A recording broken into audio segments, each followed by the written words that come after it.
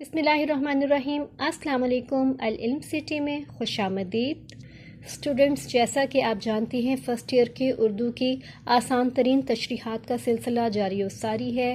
میں ایسی تشریح آپ کے لیے لے کے آئی ہوں کہ آپ کو پوری نظم کے الگ الگ اشعار کی الگ الگ تشریح کرنے کی ضرورت نہیں ہے۔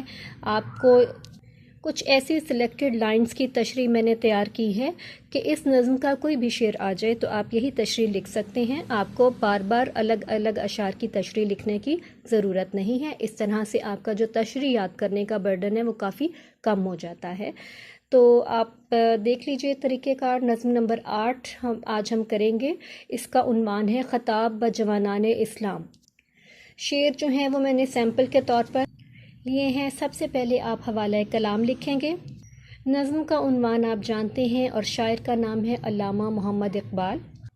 تشریح نوٹ ڈاؤن کر لیجئے۔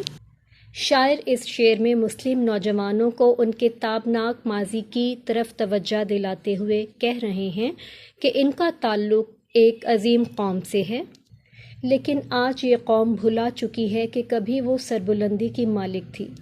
آج ہمارے نوجوانوں میں آباء و اجداد کی خوبیاں نہیں پائی جاتی اور وہ انہیں بھلا چکے ہیں۔ مسلمان بت شکن تھے، بت فروش نہیں۔ ایک اللہ کو ماننے والے، ایک رسول کے شیدا تھے، لیکن آج وہ ذاتوں میں بٹ چکے ہیں۔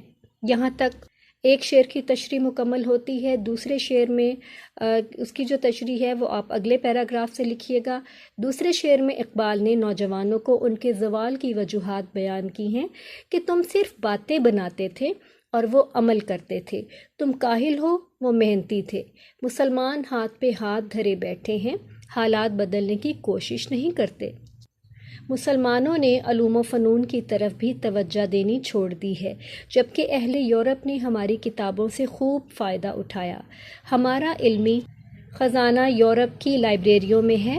مجھے حکومت چھیننے کا دکھ نہیں ہے، لیکن ہمارا علم یورپ چلا گیا، اس سے دل دکھی ہے، یوں جیسے یعقوب کے نور نے زلیخا کی آنکھوں کو روشن کیا۔ اس کے بعد آپ اضافی شعر لکھ لیجئے۔ خدا نے آج تک اس قوم کی حالت نہیں بدلی، نہ ہو جس کو خیال آپ اپنی حالت کے بدلنے کا۔ یہ تشریح ہماری مکمل ہوئی اضافی شعر سمیت۔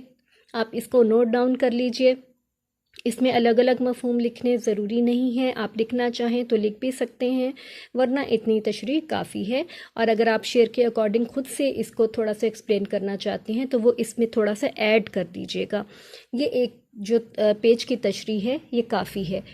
فرسٹ ایئر کے اسٹوڈنٹ میں اتنی قابلیت تو ہوتی ہے کہ وہ شعر کو تھوڑا سا خود بھی ایکسپلین کر سکے، تو آپ وہ ایڈیشن اس میں ایڈ کر دیجیے گا، تو آپ کا تشریح کا جو برڈن ہے وہ کافی کم ہو گیا ہوگا۔ اور یہ لیکچرز آپ کے لیے کتنا ہیلپ فل ثابت ہوئے ہیں مجھے کمنٹس میں لکھ کر بتانا مت بھولیے گا، اور ویڈیو کو لائک اور شیئر کرنا بھی مت بھولیے گا۔ اپنا بہت خیال رکھیے گا۔ ملتے ہیں نیکسٹ لیکچر میں۔ اللہ حافظ۔